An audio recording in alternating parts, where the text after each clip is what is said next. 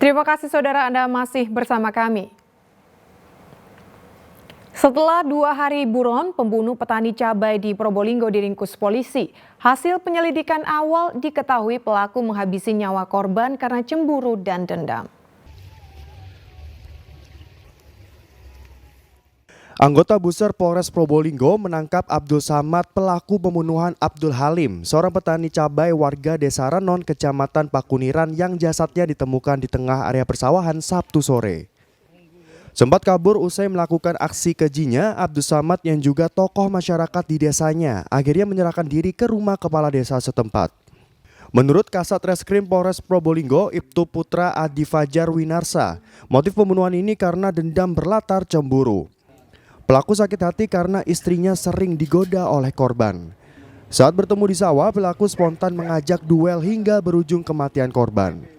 Ya, masih kita dalami apakah korban pembunuhan atau penganiayaan yang mengakibatkan hilangnya nyawa. Nanti mungkin kita lakukan penyelidikan lebih lanjut.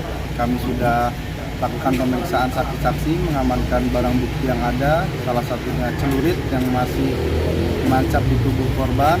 Lalu kita juga mengamankan TKP. Untuk selanjutnya kami akan melakukan langkah-langkah yang diperlukan untuk memenuhi alat bukti lainnya, dan kita menggunakan bantuan unit Satuan Anjing Pelacak.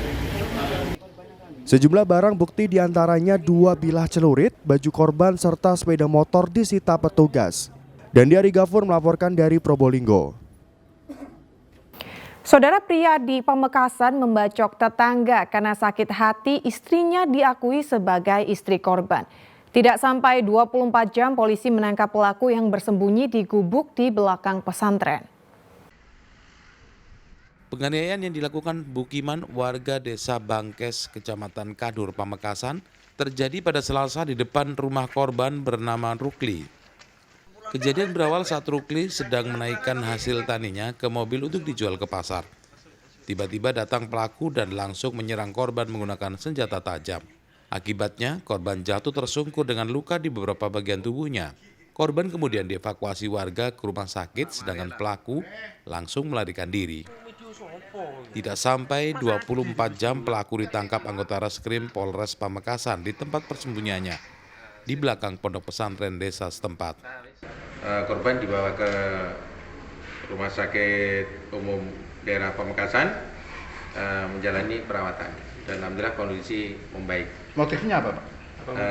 Motif di sini keterangan sementara dari saksi adalah cemburu, karena korban sering mengatakan bahwa istri tersangka adalah istri korban. Jadi sakit hati atau cemburu, kemudian pelaku melakukan penyerangan terhadap korban. Kepada polisi, pelaku mengaku sakit hati kepada korban lantaran istrinya diaku sebagai istri korban. Untuk mempertanggungjawabkan perbuatannya, pelaku kini mendekam di tahanan Mapolres Pamekasan dan dikenakan pasal 351 ayat 2 KUHP dengan ancaman hukuman paling lama 7 tahun penjara. Maturasi melaporkan dari Pamekasan. Saudara, seorang joki terpergok mengikuti seleksi kompetensi dasar calon pegawai negeri sipil Kementerian Hukum dan Hak Asasi Manusia. Pelaku segera diserahkan ke polisi untuk proses hukum lebih lanjut, sedangkan peserta yang nekat menggunakan joki otomatis gugur. Seleksi kompetensi dasar calon pegawai negeri sipil SKD CPNS Kementerian Hukum dan Hak Asasi Manusia di Politeknik Pelayaran Surabaya sejak Minggu kemarin 1.800 orang menjadi peserta untuk menjalani serangkaian tes. Namun saat verifikasi berkas dan PIN registrasi peserta ditemukan seorang joki berinisial IM. Mahasiswa asal Jember ini menjadi joki bagi peserta SKD CPNS berinisial AM asal Jombang. Pelaku diserahkan ke polisi untuk penyelidikan lebih lanjut. Sedangkan peserta SKD CPNS yang menggunakan jasa joki dinyatakan gugur. Tadi pada sesi ketiga ditemukan adanya joki yang akan mengikuti kegiatan SKD, namun oleh tim, oleh petugas-petugas sudah ditemukan sehingga mereka dengan data-data yang ada itu bahwa tidak ada kesesuaian dengan data, dan akhirnya mereka setelah diinterogasi dengan panitia daerah bahwa menyatakan mereka memang mengakui sebagai joki atau membantu orang yang bukan mereka, atau dengan istilah kami joki. Selain menangkap joki, petugas juga mengamankan sejumlah jimat yang dibawa oleh peserta seleksi. Dari Surabaya, Ari Purwanto melaporkan. Saudara, harga bumbu dapur di pasar tradisional Kabupaten Jombang terus naik. Kenaikan terjadi pada cabai, bawang merah, dan bawang putih. Akibat kenaikan harga, kini pedagang merugi lantaran masyarakat mengurangi jumlah pembelian. Kenaikan harga bumbu dapur di pasar PON tradisional Kabupaten Jombang terjadi pada bawang merah dari Rp20.000 per kilogram naik menjadi Rp24.000 per kilogram. Bawang putih dari Rp28.000 per kilogram naik menjadi Rp30.000 per kilogram. Cabai rawit dari Rp80.000 per kilogram naik jadi Rp100.000 per kilogram. Dampak harga bumbu dapur naik, pedagang merugi. Pasalnya masyarakat mengurangi pembelian. Bahkan omset para pedagang kini turun hingga 50%. Bumbu dapur untuk saat ini tuh hampir rata-rata itu naik, terutama dari jenis cabai.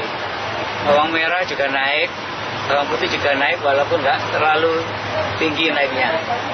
Bawang merah yang kemarin 20 sekarang 24 Mas. Bawang putih yang kemarin itu 28 sekarang 30.000. Biasanya berapa sekarang 8. Kalau bawang belinya berapa sekarang biasanya berapa Bu? Ya biasanya 1 kilo ya setengah.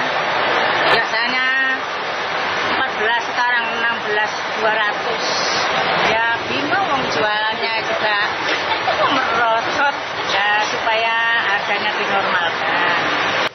Pembeli dan pedagang meminta pemerintah untuk bisa menurunkan harga bumbu dapur agar daya beli masyarakat kembali normal.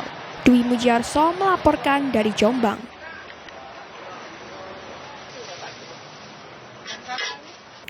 Saudara, kondisi cuaca ekstrim yang melanda Indonesia berdampak pada tingginya harga jagung pakan di tingkat peternak.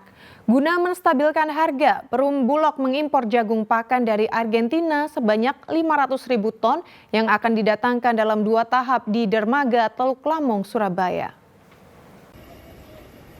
Perum Bulog mengimpor jagung pakan sebanyak 500.000 ton secara bertahap guna mengatasi defisit produksi jagung dalam negeri pada kuartal 4 2023.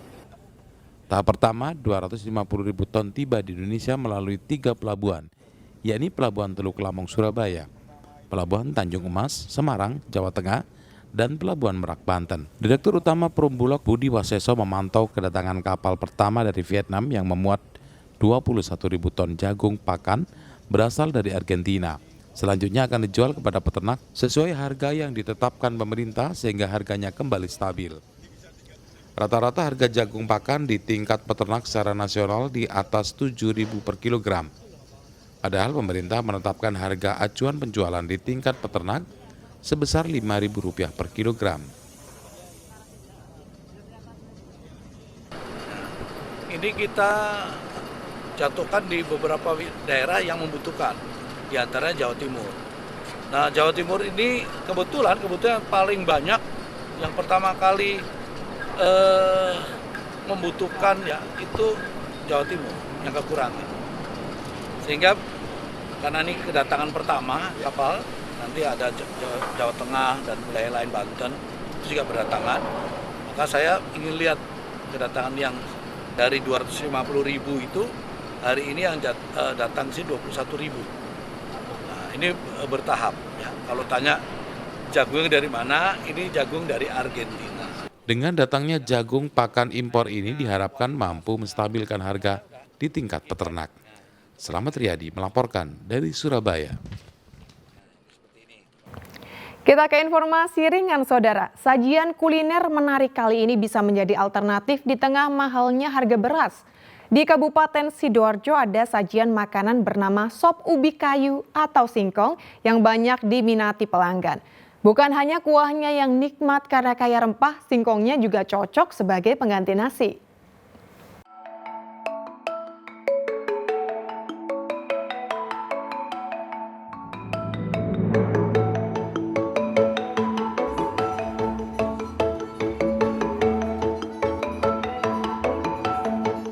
Warung di Taman Kuliner Pusat Kota Sidoarjo ini selalu ramai dikunjungi pelanggan terutama saat jam makan siang. Menu andalan yang banyak dipesan adalah sop ubi kayu. Sop ini menggunakan kuah kaldu daging sapi berisikan bihun, potongan daging sapi, telur, kacang tanah, dan singkong rebus.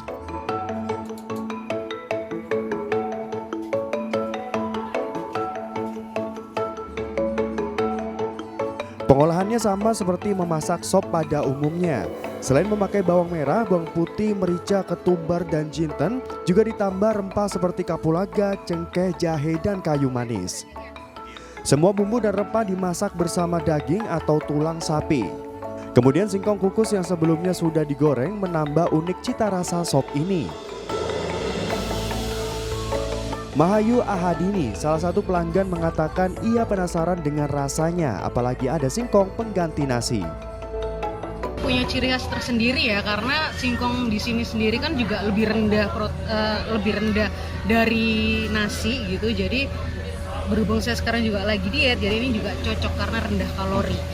Kemudian untuk rasanya itu bercita rasa, saya rasa untuk kalangan berbagai macam kalangan itu sangat cocok ya, karena rasanya ada lemaknya yang benar-benar terasa sekali gitu, gurihnya dapat, kemudian isinya juga cukup komplit, ada daging, potongan dagingnya, kemudian ada singkong, potongan singkongnya itu tadi, kemudian ada bihun dan segala macam, itu menambah sedapnya aroma jadi lebih nikmat makan.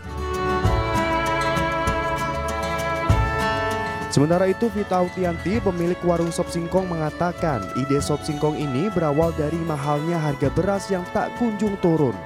Namun tak disangka banyak diminati pelanggan. Sedikitnya 50 porsi sop ubi terjual dalam satu hari hingga mampu meraup omset jutaan rupiah per bulannya. Dari turun-temurun sih, biasanya bikin di rumah, emang udah dari kita kecil tuh emang sering bikin, udah jadi nyobain, udah otentik rasanya kayak gini sih.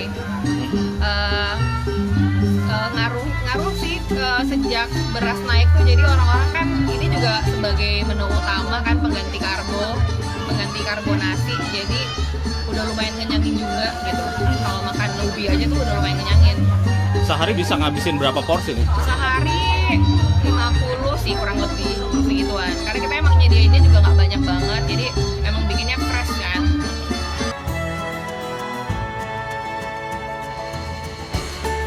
Sajian sop singkong ini mungkin bisa menginspirasi Anda sebagai pengganti beras yang semakin mahal.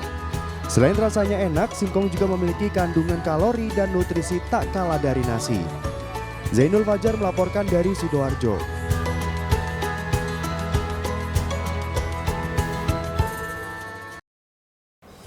Ya, saudara, informasi tadi sekaligus menjadi akhir perjumpaan kita dalam Liputan 6 Daerah Jawa Timur kali ini. Atas nama seluruh kru yang bertugas, saya Mandari Sasmita mengucapkan terima kasih atas perhatian Anda. Selamat beraktivitas dan salam SCTV.